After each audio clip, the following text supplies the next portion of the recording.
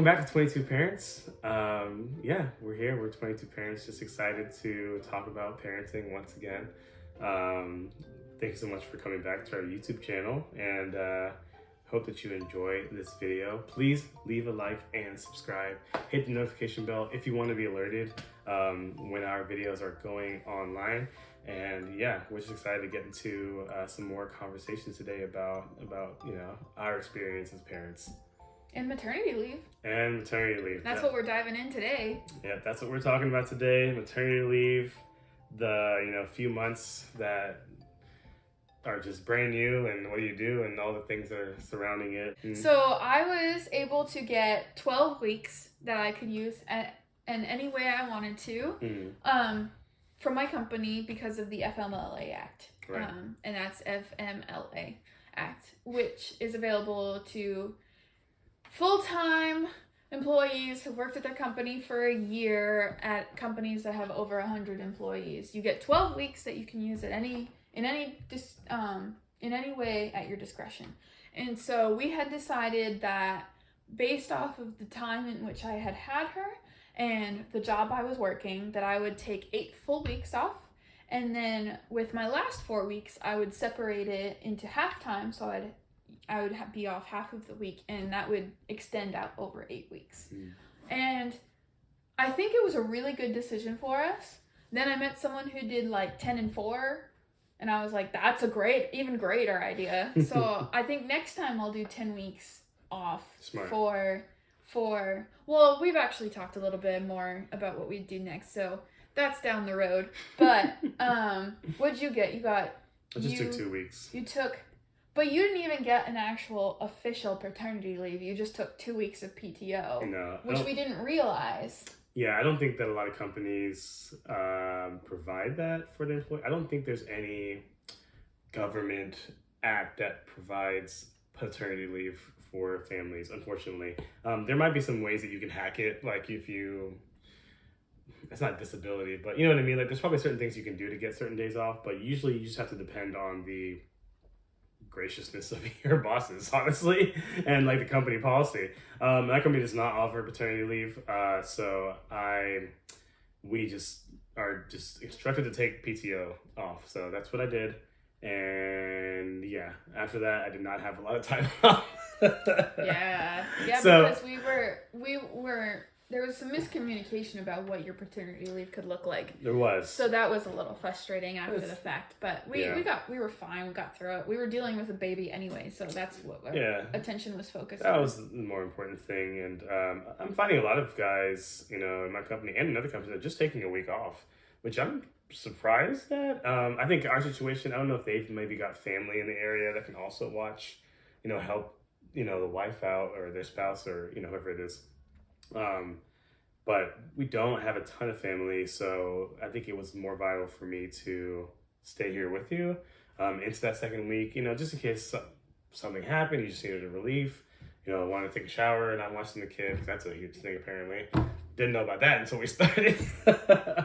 So it's like, I think in the future I'll probably still take 2 weeks off because I think it's just essential. Like, I'm not, I want to be home with my newborn. You know what I mean? I know I'm not the mother, but I want to be there. Not only that, but your leave starts when you take off, right? Mm-hmm. And so we went into the hospital on a Wednesday, but didn't have her until later Thursday. Mm-hmm. But that Wednesday counts as part of your time off. Yep. So if you only get a week, that's even less time, and you're stuck at the hospital for a period of that time. Usually a couple days. If you deliver at a hospital. Yep. And so...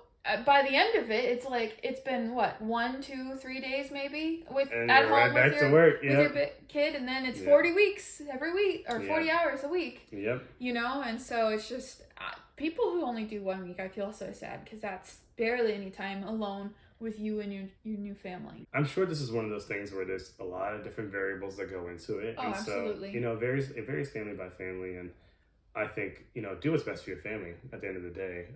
But if you don't have to go into work that next week and you have the time, take it off. Spend some time with, that's what we believe, I think.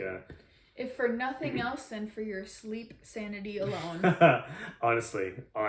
And I wanted to be there, and it was good to just rest and spend time with you guys, and because there's so much rapid change in the first year of your infant's life that you want to be there for those moments, and it's sad when you miss them. So we also had the luxury of you working from home. We did, yeah. So even when you started working, you were still around and could still help out with some things, which was very helpful. Things like that, yeah. So that is nice, and so it does open up things for me a bit more. Obviously, it's like I'm more tied to my desk. I don't have a work from home position where I can just run around all day. It's not a project-based job, so it's more so I do have to be very attentive and be at my computer and be logged in. But even in the moments where I can't step away and help out, it made a difference. Or just checking in. That alone, just being able to talk to another human being that is able to talk back is a lot in those first few months. That's true, yeah. Yeah. And that's something we can kind of segue into too, is that our family was able to come up in like spurts. Like the way that they designed their visits to us. We had, I think it was my folks came up first. But your mom flew up as soon as she found out we were having. That's right. Good old mama.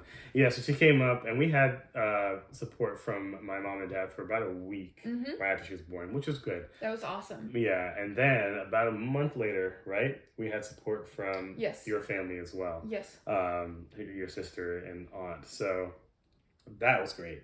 And love all of them. They're all great with kids.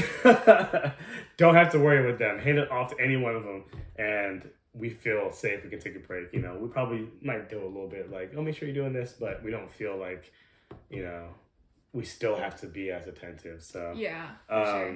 No, so that was amazing. Props to any grandparents, any cousins, any whoever you are, and if you're supporting, your family who just had a kid, like, we really appreciate that. So you are needed. You are needed so much. Yes. It does take a village to raise a child, and I think that phrase was a bit lost on me until now, and I completely understand what they're talking about now. It was great to have them around because they cooked a lot for us. Oh, yes. And they did our dishes. And that was, honestly, those were the two things that were the biggest help. Dude. Besides giving us a break to be able to, clean ourselves and stuff. Yeah. Or nap. Do what we need to do just for self-maintenance, you know what I mean? Besides that, yeah, they cooked and they cleaned the dishes. Yeah. So, and hey, that's all I need, honestly. You know what I'm saying? That was really nice. That's perfect. Because food becomes it becomes a simple necessity in order to sustain yourself, and that's it. In those moments, you're just, or at least that's how it was for me. Because if I could have survived maternity leave without having to feed myself, it would have been so much easier to manage in some respects. But you have to take the time to cook your food, eat your food, make sure that your baby is still happy through all of that. Yep. And the best part, still hard to do. Well, not the best part, obviously, but the funniest part sometimes was I was constantly holding Eliza and trying to eat, but I couldn't put her down because then she'd get upset. And so crumbs would always wind up on my head. Yeah. And I'd always feel so guilty. Fine. And clean them off. That would crack me up now, but yeah, that's hilarious. I understand you completely because you're with the kid all the time, and you're also nursing, which probably makes you more hungry in a sense. Absolutely. Because you got more calories you gotta try and get into your body so you can get them into the kid.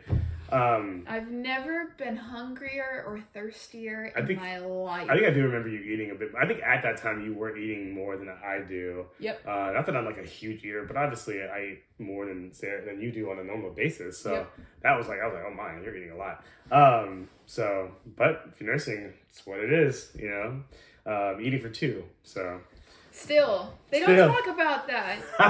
That's true. Breastfeeding is more eating for two than pregnancy ever was. Yeah. It consumes so much energy from you. Yeah.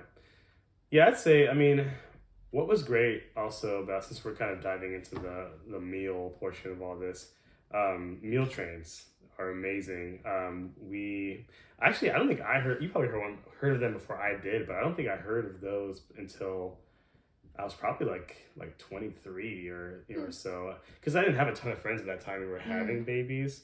So when I first saw one on Facebook, I was like, oh, what's this? And it's like, essentially, if you don't know what it is, it's just a link that you post and and people can sign up to bring you meals, for the first few months of you having your child. And it doesn't have to be for children too. A lot of people use it for illness or surgery true. or tragedy in any respect. If you're indisposed in some kind of way, or it's difficult for you to cook for yourself or just get food, however you usually do. This is a way for people, who care about you to kind of gather together and, cook something. We usually get people mac and cheese. Yes. Our go-to Sarah makes item. the mac and cheese. I love making people mac and cheese. It is a huge blessing, and we also wanted to stock up ourselves, so we made a few meals ahead of time. Yep. And we bought a few frozen meals that we thought we could enjoy. Yeah. And everything went in the freezer. And then, of course, Thanksgiving was right around that time. So we had a bunch of Thanksgiving food left over, which kind of spilled into all of our supply. Yeah. So we didn't end up cooking for ourselves. For a while. Yeah, I'd say at least 3 or 4 weeks. Yeah, I'd say, because we had all that stockpile, which is great. And if we had like a garage freezer or whatever, yes, we could have filled it up even more. We just didn't have the space, We should do that for our next one. Oh, we're gonna do that. Yeah, so that'll be something we can definitely do in the future, because I would love to just go that whole 3 months and just not cook at all. That'd be awesome. I mean, hey, not that I don't like cooking, but it's just like, take the opportunity. You know what I mean? Yeah. It's a lot to manage a very young one that can't support itself in any capacity and cook. Yeah, absolutely. Cooking is a lot. So. No, it's a ton.